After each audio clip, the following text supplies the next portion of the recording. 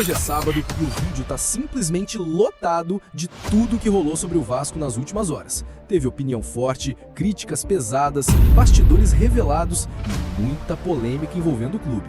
Jornalistas, comentaristas, ex-jogadores, todo mundo falou e a gente reuniu os melhores trechos pra você. Então se ajeita aí, porque agora você vai ver tudo, cada fala, cada crítica, cada detalhe importante que você precisa saber sobre o Vasco da Gama.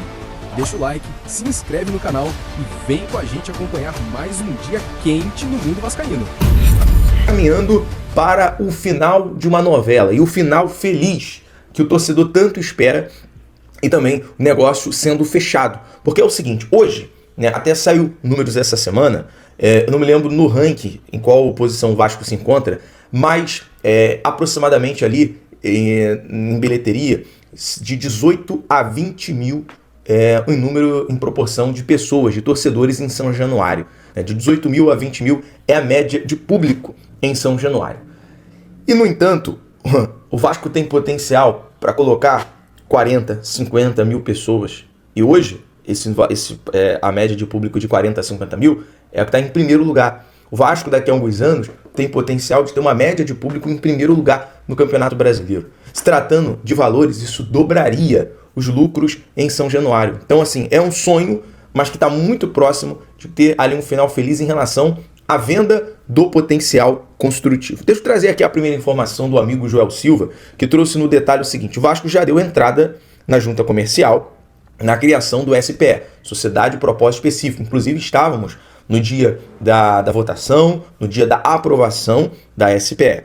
Nesse momento, a empresa será responsável para oficializar a venda do potencial construtivo, por isso o documento que já foi assinado é uma intenção de compra. Então o documento, o memorando de entendimento que já foi assinado é a intenção de compra.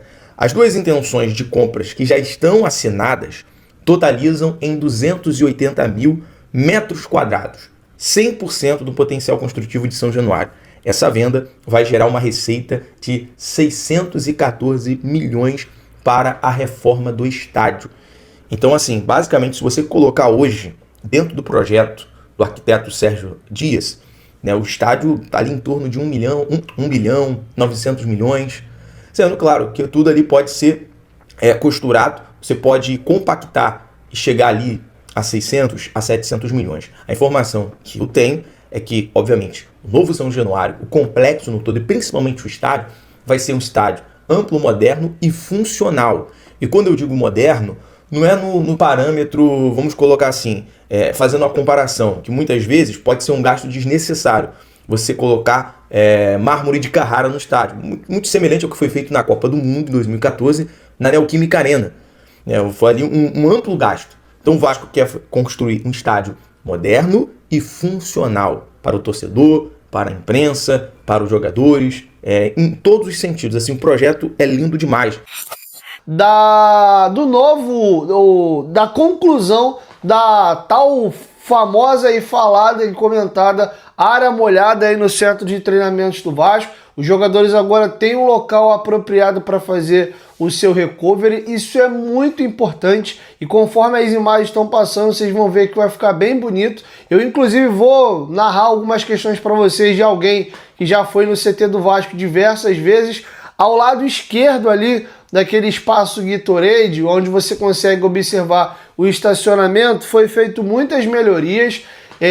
Ali, por exemplo, era de brita, o chão foi todo ele asfaltado. Agora existe toldos para poder cobrir o carro dos jogadores para não ficar exposto ali a sol, chuva. Também foi colocado agora a possibilidade de você fazer o reabastecimento do carro ali de maneira elétrica. Foi feito paisagismo e foi mexido na iluminação. Agora à noite fica tudo iluminado. Aonde foi construída ali a área molhada, colocaram um painel de LED com a cruz malta muito bonita. Então foi mexido também na parte estética. Já há um tempinho atrás foram instalados algumas árvores, não sei dizer exatamente quais são aquelas árvores que estão no caminho ali entre a sala de musculação e a sala de imprensa, que é bem ao lado do campo. Para o lado esquerdo ali do estacionamento é onde vai ser o terreno ampliado e construído. Vamos lembrar que o Vasco nesse momento ainda não consegue avançar para fazer mais campos, o mini estádio, etc., que tem um projeto mais amplo ali para o seu centro de treinamentos, porque a prefeitura está fazendo uma obra de tubulação que passa justamente ali no terreno que pertence ao Vasco. Inclusive, era uma pergunta boa para ser feita ontem na coletiva, buscar mais informações sobre a questão do CT, essa parte da tubulação, mas no espaço já construído do Vasco, o Vasco inaugurou esses 2 novos espaços aí, aquela área de hidratação ali do Gatorade e também a parte agora da área molhada. Ficou muito bonita ali, as jacuzzis, a piscina. Então, isso de imediato agora não coloca a bola no fundo do barbante, não resolve nosso problema, mas com certeza ajuda os nossos jogadores a se recuperar mais rápido e também a ter um melhor desempenho. E óbvio que ajuda e facilita também na hora de você contratar. Inclusive o jogador se fala, né? Até em negociações em curso agora. Pô, e aí, como é que tá o Vasco aí? Pô, cara, o salário que tá em dia, os caras estão melhorando a estrutura, acabaram de inaugurar agora uma área bem bacana ali, área molhada, né? Com hidromassagem, piscina, fizeram aqui o espaço de hidratação, a área ali do Gatorade. Pô, cara, estão melhorando, tá? Estão melhorando e tal. Pô, isso ajuda, cara. Ajuda bastante no processo de convencimento, de contratação de novos atletas. Água, foi que ano aquilo? Eu cheguei em 2008. Joguei com o Nós estamos Pedrinho. em 2025, cara, 20 anos depois. E nada mudou em relação a isso. Pro torcedor vascaíno é uma sacanagem, porque é o dono do Vasco, é o torcedor vascaíno, é o maior patrimônio, Fernandão. Claro. E tem que hoje virar chacota na rua, não só campo e bola, que não tem nem o que falar mais. E fora de campo tá isso. GV, eu acho uma covardia o que algumas pessoas estão tentando fazer, mas nessa entrevista o Pedrinho deixou muito claro qual é o propósito dele no Vasco. E para quem tem a memória curta, não esqueçamos que o Pedrinho abdicou de um cargo na maior emissora de TV, depois da Band, é claro, como comentarista, sendo eleito por 2 anos seguidos. Não foi, Flavinho? Como o melhor comentarista do Brasil. Para realizar um sonho e poder ajudar o Vasco a voltar para o lugar que não deveria ter saído. E aí, quem vê as coisas acontecendo acha que o cara tá lá e ele tem que chegar como se fosse um mágico para resolver o problema, como se fosse num passe de mágica. Não dá para você resolver um problema que vem de 20 anos, como o GV acabou de falar aqui, em 2, em 3, e ainda mais quando você tem um problema absurdo que, com relação às SAFs, a gente costuma, não com relação às SAFs, com relação à vida, a gente costuma se basear pelas exceções. O Botafogo, esquece, o Botafogo, a SAF do Botafogo é uma exceção. O Cruzeiro chegou, ficou mais um ano na Série B, foi vendido já. O outro ainda não conseguiu.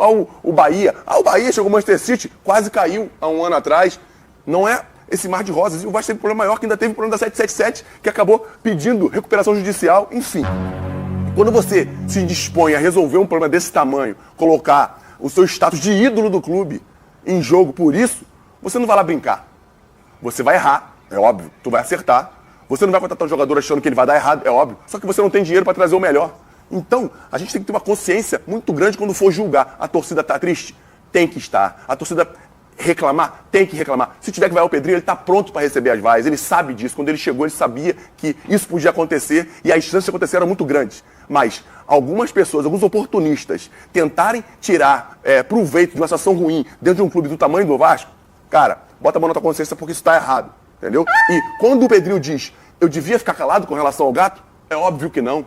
Porque um monte de coisinhas erradas se tornam e uma coisa muito acusaram ele de inflar as contas do Vasco, tipo assim, exemplo, não sei qual é o valor, a conta era R$100, virou 1.000. É óbvio, se você tira o gato, você vai ter que pagar os que você consome. E ele ainda falou do IPTU. Também tinha IPTU? 2 milhões de dívidas no IPTU. E vai pagar. E teve gente dizendo que não devia pagar. Não, tem que pagar nada. Gente, não existe isso. Se você quer profissionalizar o local, se você quer fazer aquilo dar certo, você tem que começar a sanar os pequenos erros, os pequenos problemas. Eu falo pequeno porque deve ter dívida de 100 milhões lá para ele pagar. Senão daqui a 20 anos vai estar a mesmíssima coisa. Só que a dívida de 2 foi para sei lá quanto. E outra coisa, a 777 fez 300 milhões de contratações. Não sei nem se você vai soltar isso aí. Pagou só 100. E isso é dívida do Vasco. Quem vai ter que pagar isso, GV? Alguém vai ter que pagar essa conta. É o Pedrinho. Então, tu que tá aí pensando em tirar proveito de uma situação em que você não sabe nada do que tá acontecendo, bota a mão na tua cabeça, garoto.